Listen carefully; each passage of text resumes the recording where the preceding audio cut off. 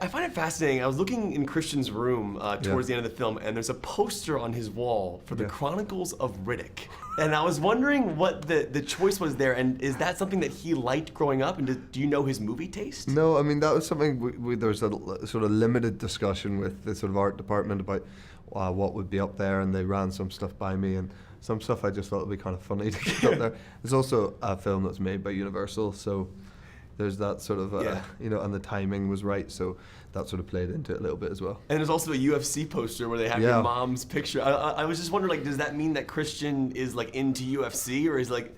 I think that was,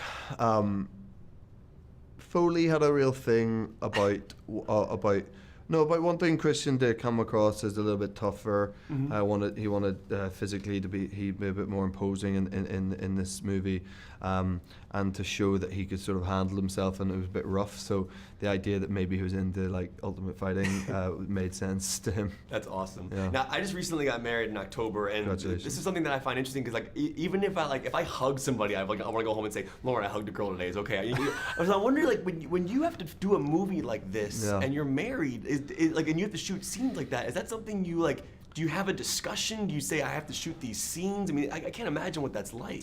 I mean, there's a wee bit of that, but to be honest, like, my wife used to be an actress, so she kind of knows the score, and she knows it's just work, and you know, it's a strange way to spend a day, but it is all make believe, so it's kind of like fine. And if I just think it's a massive benefit that although she's out of that game now, that she used to do that, so she just has a total understanding of it all. So it's kind of fine. Cool. Now I gotta say, you and I think could be best friends. You're rocking the chucks. This is pretty awesome. Yeah. And I saw you on Conan O'Brien saying you like the 4x4 at In-N-Out. So yeah, do you do that? I've not had the 4x4. I've only done the double. What do you get on the 4x4? Do you get like lettuce, cheese? What do you get? You get everything. You get everything. It's not on a menu. No, I was told about it one of my first early experiences of LA, and I was always just driving around trying to get a job and not really succeeding, and so I spent a lot of time, queuing up in In-N-Out lines, and someone from here lived here a long time. I was like, oh, I'm so excited, I'm gonna get a double, and I was like, fuck, I'm actually starving, I might get 2, and he was like, why don't you just get the 4x4? And so that's how. So I can't even remember who it was, but someone introduced me to it, and it's 4 patties, I think, and it's 3 pieces of like bun, and then all the other stuff that goes in there. I'm going tonight. It's amazing, man. I mean, it is hardcore, but it's great. I was doing some research in regards to like the movie and the production when you were cast for the film. Yeah. And I saw a story about the idea that in contracts you can limit what nudity is shown in a film. And I was wondering like how that becomes, how do you word that is it like you can show certain things, you block certain things? How does that work when you put that in a contract? I can't imagine what that wording looks like. You'd rather my lawyer was sat in front of you right now, because he is the person who deals with all of that. I just sort of give it a quick glance. He explains it to me in layman's terms, and I sign it. Yeah, you're like, okay, not going to show this, not going to show that. Yeah. I love the fact that you've done television, and what I find interesting is on television you get to expand a character over multiple episodes.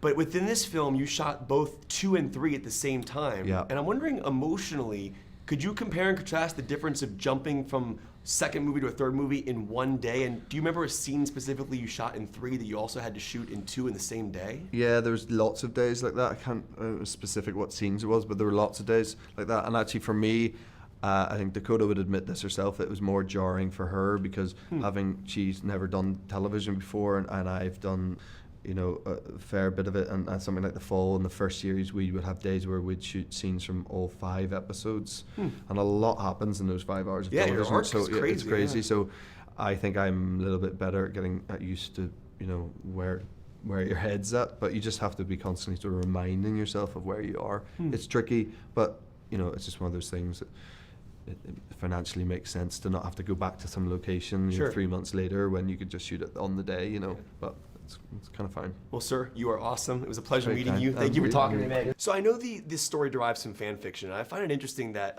it connection to Twilight. And I'm wondering if you could see Bella and Anastasia meet. What do you think they would talk about? Like, would they talk about like Edward and Christian? Like, what would they talk about? I have no clue.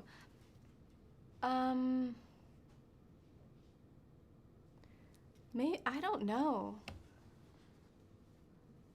maybe they're like so similar that that it would create some sort of black hole and they would just cancel each other out and then nothing would happen. This is awesome. This needs to be a movie. Yeah. Okay, I would definitely watch that. Obviously, I'm really pleased with that answer. That's a great answer. Thanks. I think the fans will be happy with that too. No, I love the idea of you shooting both films at the same time. And I think as an actor, it's so interesting because you have to change your arc because it's a different part of the story. And I'm wondering, like, do you remember a specific scene you shot in 2 and then had to shoot a scene in 3 right afterwards? How do you jump back and forth like that? Yeah, that was really tricky. It was like doing mental and emotional contortion. Very, very, I don't know. I had never done that before. I don't think most people have done that before. Yeah. I can imagine, at least it was the same character. I can't imagine what it would be like if I were on 2 different jobs going between the 2 at the same time. But which actors often do that, which is so commendable. I can't remember what exact scenes we shot on the same day, but it was like a full hair and makeup changeover. And wow. Yeah, that's very crazy. Confusing. Now, you've worked with David Fincher, one of my favorite filmmakers of all time, and I think that part is so great in The Social Network. And but he shoots so many different takes of every scene that he does. Yeah. And I'm wondering, when you work with someone, like when you go into a different director's environment, do you have to is it weird changing the number of takes? Like in this movie, I'm assuming you don't have to do 100 takes like Fincher did in those movies. No.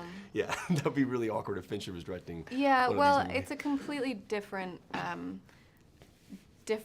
recipe for a completely different kind of cake. So what we're trying to accomplish is enhancing certain moments and making sure we get certain like fan favorite scenes right, and it's like a very specific formula to do it, and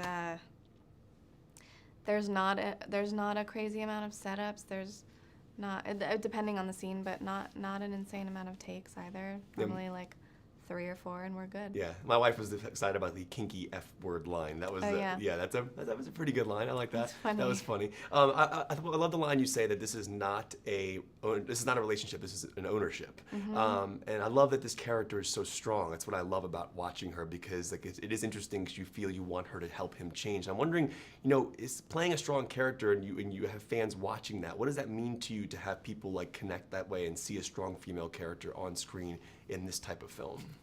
It means everything to me. It's the most important part of this film, I think. It truly, I don't think, would be what it is without Anastasia's sense of integrity and self-worth and her blatant honesty and boldness when it comes to expressing her real valid feelings. So I think that is also in itself just to be able to feel freely and talk about your feelings with the person freely is something that is beautiful, and I think we're lucky to capture it. So you did a great job. It's always really good to talk to you. Great to see you. Hope you have a wonderful rest of the weekend. Thank you. I've been seeing your name in airports on books for so many years now, E.L. James, and I know your real name is Erica, and I'm wondering how you came up with the pen name E.L. James, where that comes from, and also, because remember, there was also Snow Queen's Ice Dragon. Where do those come from? Oh my god. Right, Snow Queen's Ice Dragon. I wrote fan fiction, and there's a site called fanfiction.net, and you have to register a name. And I tried to register a name. They've all so many users on there. It took a long time to find a name. I think I tried 11 or 12 times. 12th time, Snow Queen's Ice Dragon stuck, and that was that.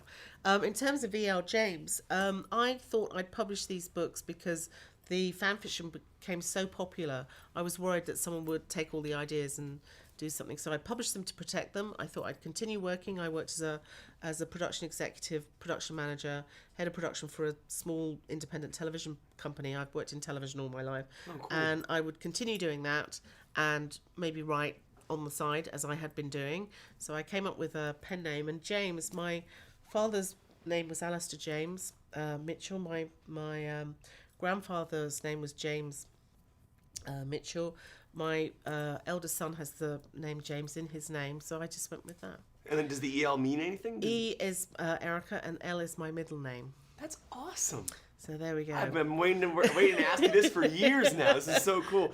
Now, obviously, the cool thing about movies is you get to see your words brought to the big screen. It's incredible. And I'm wondering, now that we haven't seen the third one yet, but was there a scene in the first and/or second that just blew your mind to see visually appear? Yes, What absolutely. scene was In the it? first film, it was seeing the helicopter coming out and seeing this helicopter. I was just so excited the day we shot that and doing what we did, and it looks so beautiful in that movie. Cool.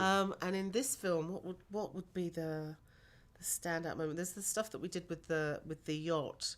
Yeah, that was cool. And also the flashback scenes that we see, knowing how painful, and this is one of the reasons why it's called Darker, as we see why Christian is the way he is we see some elements of his very early childhood, and that was important for me for people to see. Now, I was looking closely in his childhood room, and his mom's picture behind it, there is a UFC poster, and then behind him, in one of the last shots, there's the Chronicles of Riddick poster. Yes. And I thought that was such an interesting choice. Why was that poster there? Is that a Christian Grey movie that he likes? How did that end up? I was just curious how that ended up there.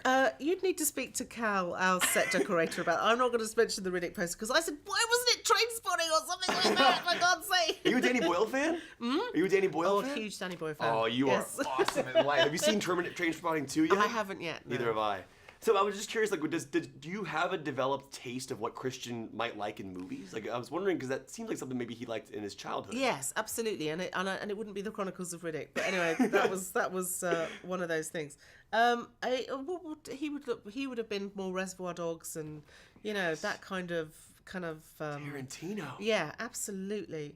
All of that Why kind are we of stuff. best friends? We need to be We can be right. best friends. I mean, you like all the same movies I like. Well, it's so nice to meet you. They're wrapping me up, but thank you so much for the time. And Yes, it's a pleasure. To meet you. Nice to meet you as well. And my it's- wife, and reading your books